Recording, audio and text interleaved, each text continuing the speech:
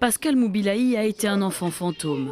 Ses parents ne l'ont pas déclaré à la naissance et il sait combien il peut être difficile de ne pas avoir d'état civil. Alors, impensable pour lui de ne pas enregistrer ses enfants. Je ne veux pas que demain, mes enfants connaissent le même sort que moi. C'est pourquoi je suis aujourd'hui à l'état civil pour les enregistrer et avoir l'acte de naissance. En RDC, enregistrer son enfant à l'état civil ne coûte rien s'il est enregistré dans les 3 mois après la naissance. Sinon, l'État facture un peu plus de 200 €, une fortune pour certaines familles. Mais sans déclaration, l'accès à l'éducation est fortement compromis. C'est ce qu'a constaté Nicole Monzonga lorsque sa fille a voulu s'inscrire à l'université.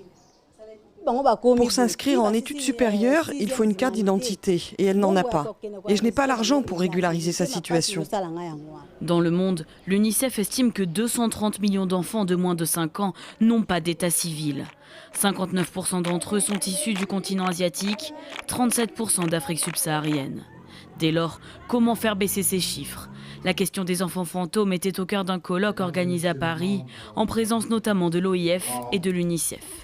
L'Afrique en tant que continent, nous sommes aujourd'hui au taux, j'allais dire, de 91 millions d'enfants sans identité, avec des perspectives malheureuses de 115 millions d'ici à 2030 si rien n'était fait. Souvent, les parents ne savent même pas que c'est obligatoire, ne connaissent pas le délai maximum dans lequel ils doivent déclarer leur enfant à l'état civil. Donc très vite, ils se retrouvent un peu hors la loi.